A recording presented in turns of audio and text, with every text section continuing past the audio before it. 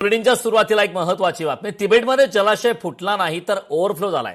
जलाशयातलं overflow होणारं पाणी थांबल्याची चीनची माहिती आहे। घाबरू नका, मात्र सतर्क राहा, असं चीनच्या आता नेपाळला सूचना देण्यात आली। नेपाळमध्ये भीषण अशी परिस्थिती पाहायला मिळते। पूर ओसरलाय, मात्र दुःखाचा काहूर अद्याप सुद्धा जैसे थे आहे। अनेक जण अद्याप सुद्धा बेपत्ता आहेत। अनेकांचा शोध सुरू आहे, रेस्क्यू केलं जाते। अतिशय धक्कादायक अशा घटना सध्या नेपाळमध्ये घडतायत। तिबेटमध्ये जलाशय फुटला नाही तर ओव्हरफ्लो झाला अशी माहिती चीनच्या माध्यमातून देण्यात आलेली आहे।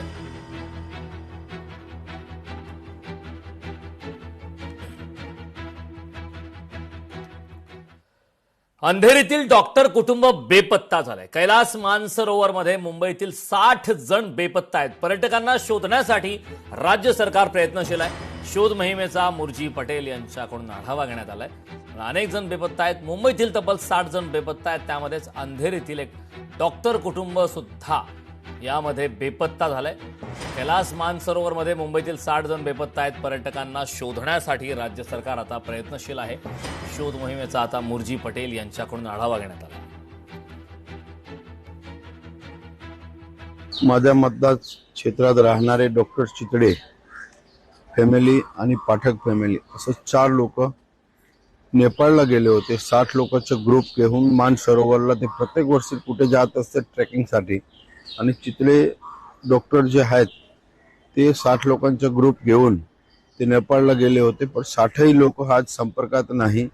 आमचे महाराष्ट्र सरकार एकनाथ शिंदे साहेब, देवेंद्रजी दोघांशीही माझं बोलणं झालेलं आहे आणि महाराष्ट्र सरकार केंद्र सरकारशी संपर्कात आहे। केंद्र सरकार नेपाळ सरकारशी संपर्कात, लवकरात लवकर शोध मोहीम सुरू आहे।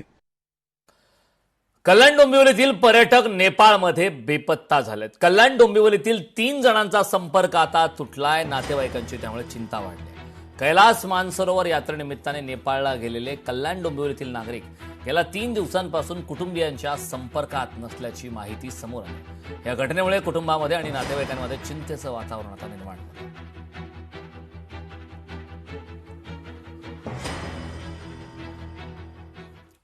लाडक्या बहिणींना 1500 ऐवजी 3000 रुपये द्या। रक्षाबंधनाच्या निमित्ताने रवी राणा यांनी मुख्यमंत्र्यांकडे मागणी केली।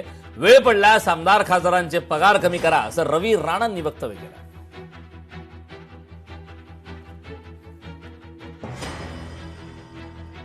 आज राज्याचे मुख्यमंत्री देवेंद्र फडणवीस साहेबांना विनंती करेल की देवाभाऊ हे सगळ्या महिलांच्या हृदयामध्ये आहे आणि देवाभाऊ हा उदार मनाचा प्रचंड मजबूत मुख्यमंत्री आहे।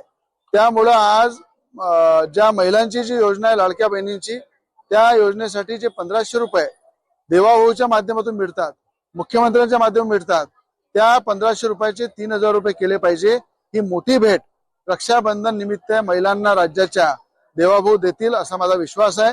आणि वेळ आली तर आमदार खासदारांचे पगार कमी करा।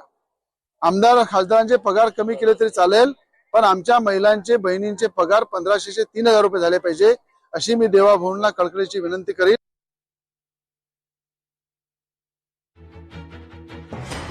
1500 ऐवजी 3000 रुपये द्या अशी मागणी आता रवी राणा यांनी केली। तर वेळ पडल्यास खासदार आमदारांचे पगार कमी करा, असा एक महत्त्वाचा सल्ला सुद्धा यावेळी आमदार रवी राणा यांनी दिला।